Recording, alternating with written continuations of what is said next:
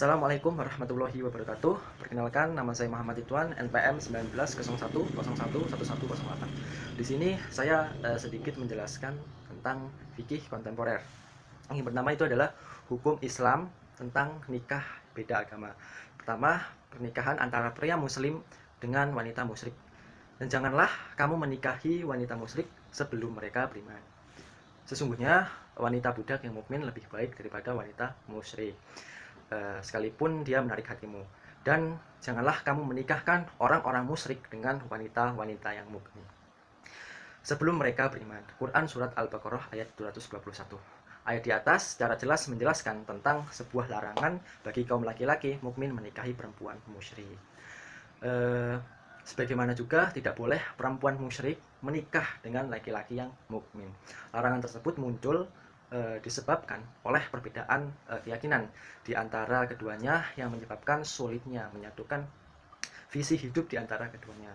Yang kedua yaitu menikahi wanita Alkitab, Majusi, dan Sabi'iyah. Jumhur ulama membolehkan pria muslim menikah dengan wanita ahli kitab, Yahudi atau Nasrani yang masih berpegang kepada kitab selain Al-Quran. Menurut Yusuf Qadrawi, kebolehannya tersebut karena didasari oleh dalil Al-Quran yang menyatakan bahwa ahli kitab diistimewakan dalam muamalah dan ahli kitab termasuk serumpun dengan Islam, yaitu sama-sama agama samawi, meskipun cara kenyataan bahwa Alkitab pada zaman Nabi sudah dalam keadaan musyrik. Namun Al-Quran tetap membolehkan pria muslim untuk menikahi perempuan ahli kitab. Dengan demikian hukum tetap berlaku, yaitu boleh menikahi wanita ahli kitab. Yang kedua adalah monogami, poligami, dan nikah mut'ah. Yang pertama, monogami. Dalam kamus bahasa Indonesia, monogami itu berarti sistem yang membolehkan seorang laki-laki mempunyai istri pada jangka waktu tertentu. Dari tarif tersebut dapat dipahami bahwa seorang suami yang beristrikan satu, tidak dua ataupun tidak tiga, maka suami tersebut menganut monogami. Kedua yaitu poligami.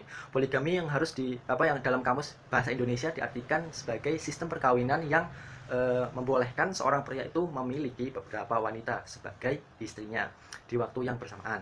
Namun dalam tulisan ini selanjutnya penulis cenderung untuk menggunakan istilah poligami untuk pembahasan yang dimaksud, yaitu poligami di sini bermakna poligini, suami beristri lebih dari satu. Karena selain bisa dibenarkan secara kebahasaan juga, istilah tersebut sudah populer penyebutannya di masyarakat untuk laki-laki yang beristri lebih dari satu. Yang ketiga yaitu nikah mut'ah. Yusuf Qadrawi memberikan pengertian nikah mut'ah secara terminologi, yaitu seorang laki-laki menikahi seorang perempuan untuk waktu yang ditentukan dengan imbalan uang yang tertentu pula. Di Indonesia kawin mut'ah ini populer dengan sebutan kawin kontrak. Kemudian uraian di atas memberikan gambaran cukup jelas tentang nikah mut'ah, bahwa tidaklah nikah mut'ah itu dilakukan kecuali ada kecenderungan seorang memenuhi kebutuhan seksualnya, berakhir tanpa talak, karena secara otomatis jika sudah habis waktu kontraknya yang telah ditentukan, maka berakhirlah riwayat pernikahan.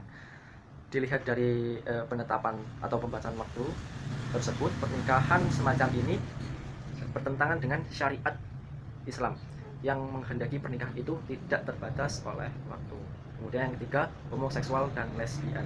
Secara bahasa, homoseksual berarti hubungan seks dengan pasangan yang sejenis, baik laki-laki ataupun perempuan. Tetapi kemudian istilah homoseksual ini mengalami penyempitan makna, yaitu diperuntukkan untuk pria yang mengadakan hubungan seksual dengan pria lainnya yang dalam bahasa Arabnya disebut dengan liwat. Adapun hubungan seks jenis antara perempuan dengan perempuan disebut dengan lesbian, yang bahasa Arabnya disebut dengan al-saha.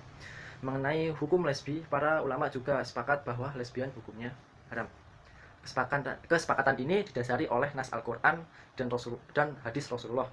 Dalam sebuah hadis diriwayatkan bahwa melihat aurat sesama jenis dan bersentuhan kulit antar sejenis dalam satu selimut itu hukumnya haram. Lesbian yang dilakukan oleh perempuan lebih dari sekedar menyentuh tapi melampaui batas sampai terjadi masturbasi, maka kalau bersentuhan diharamkan, apalagi lesbian. Tampaknya berdasarkan hadis ulama lebih cenderung menggunakan kias, yaitu kias aulawi untuk menghukumi lesbian. Kias aulawi untuk menghukumi lesbian. Hadis tersebut berbunyi, janganlah pria melihat aurat pria lainnya, dan janganlah wanita melihat aurat wanita lainnya, dan janganlah bersentuhan seorang pria dengan pria lainnya di balik sehelai selimut, dan janganlah pula wanita bersentuhan dengan wanita lainnya di balik sehelai selimut atau kain. Hadis riwayat Muslim, Ahmad, Abu Daud, dan Tirmizi. Selanjutnya itu khitan wanita. Menurut Al-Nawardi, khitan wanita adalah memotong kulit yang paling atas pada alat kelamin yang berbentuk seperti biji-bijian atau bagaikan jengger ayam, jago. Yang wajib dipotong adalah kulit bagian atas kelamin tersebut dengan tidak melepaskan potongannya. Syekh Husain Muhammad Mukhlif mengutip dari beberapa pendapat para imam mazhab tentang hukum khitan mazhab Syafi'iyah seperti dikutip oleh Al-Nawawi dan kitabnya Al-Majmu' bahwa khitan bagi laki-laki dan perempuan hukumnya wajib. Menurut mazhab Hambali yang dikutip oleh Ibnu Khodimah dalam kitabnya Al-Mughni, menghukumi wajib bagi laki-laki dan tidak wajib bagi perempuan, tetapi sunnah dan merupakan suatu kemuliaan saja. Yang kelima yaitu hasil zakat tanah yang disewakan. Kata zakat berasal dari bahasa Arab yang secara bahasa artinya adalah suci atau tumbuh berkembang dan berkah. Makna zakat juga secara bahasa ini mencerminkan sifat zakat yang dapat menyucikan harta dan jiwa serta mengandung nilai yang positif yang dapat dikembangkan berupa kebaikan bagi si muraki dan kemaslahatan ekonomi bagi para mustaqil sejalan dengan firman Allah. Sungguhnya beruntunglah orang-orang yang mensucikan dirinya. Quran surat Asy-Syams ayat 9. Menurut syarak, para ulama mendefinisikannya dengan harta tertentu yang wajib dikeluarkan sebagiannya kepada para mustahik.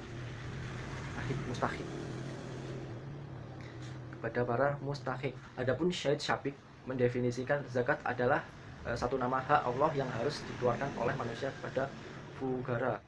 Selanjutnya Syabik menambahkan dinamakan zakat karena mengharapkan berkah, pencucian diri, dan bertambahnya kebaikan. Zakat diartikan sebagai zakat hasil tanah yang langsung dihasilkan oleh tanah tersebut berupa tumbuh-tumbuhan yang dihasilkan, itu buah. Hasil yang dimaksud bisa berupa makanan pokok seperti padi, kurma, gandum, atau buah-buahan seperti jeruk, anggur, semangka, atau berupa sayur-sayuran seperti ketimun, kacang, bawang, dan sebagainya. Kewajiban untuk mengeluarkan zakat hasil tanah tersebut yang disewakan berdasarkan oleh Quran surat An-An'am ayat 141. Zakat hasil tanah wajib dikeluarkan di zakatnya setiap panen, tidak berlaku untuk istilah syarat haul genap 1 tahun di dalamnya. Jika 1 tahun itu 2 kali panen, maka zakatnya pun 2 kali. Adapun ketentuan nasab menurut M. Shaltut, baik sedikit atau banyaknya hasil panen tetap dizakatkan karena menurutnya agar tumbuh selalu sikap solidaritas sosial sebagai hikmah diwajibkannya zakat. Yang keenam adalah zakat dan pajak. Dalam Islam, pajak dan zakat memiliki posisi yang sama penting. Keduanya dapat dikatakan sebagai sumber dana potensial yang manfaatnya kembali kepada umat. Di Indonesia dikenal beberapa macam pajak seperti pajak bumi dan bangunan, kemudian pajak materai, pajak pelabuhan, pajak radio, pajak televisi, pajak penghasilan, dan sebagainya. Dapat beberapa unsur persamaan dan perbedaan yang ditemukan di dalam kedua macam kewajiban tersebut, seperti dijelaskan oleh Yusuf Al-Qudri dalam bukunya Fikih Zakat, yaitu 1. Zakat dan pajak masing-masing merupakan kewajiban yang harus dipenuhi dengan baik oleh umat Islam yang telah memenuhi syarat. Hal ini diperkuat oleh firman Allah yang berbunyi, "Hai orang-orang yang beriman, taatilah Allah dan Rasul-Nya dan ulil amri di antara kamu." Quran surat An-Nisa ayat 59. Zakat dan pajak masing-masing diserahkan kepada lembaga yang berwenang untuk menanganinya. Maka pajak diserahkan kepada negara dan zakat dapat diserahkan kepada lembaga pengelolaan zakat atau zakat mal. Bagi para wajib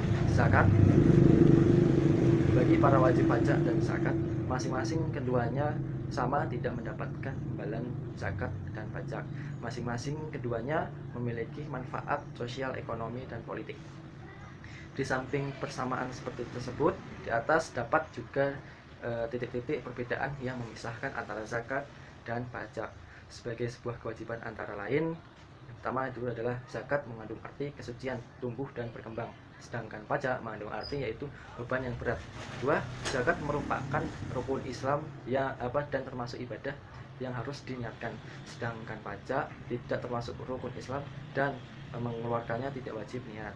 Yang ketiga yaitu ketentuan hukum zakat ditetapkan oleh Allah dan Rasul dan berlaku untuk semua umat Islam kapan dan dimanapun. Adapun pajak hukumnya ditentukan oleh penguasa dan hanya berlaku di negara tertentu saja. Oleh karena itu, dilihat dari ketentuannya, zakat bersifat permanen, sedangkan pajak itu bersifat relatif. Yang keempat, penerimaan zakat mustahik sudah ditetapkan oleh agama, lebih bersifat khusus dan terperinci, sedangkan pajak penyalurannya bersifat umum.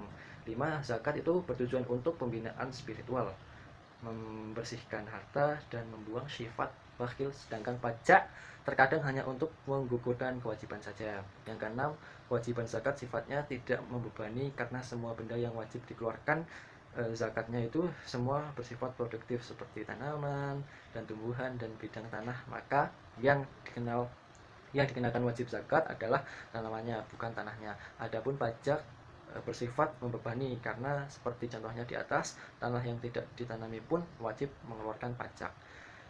Dari berdasarkan uraian di atas tampak dengan jelas bahwa zakat dan pajak pada masing-masing keduanya terdapat beberapa titik persamaan, tetapi di sisi lain juga terdapat titik-titik perbedaan.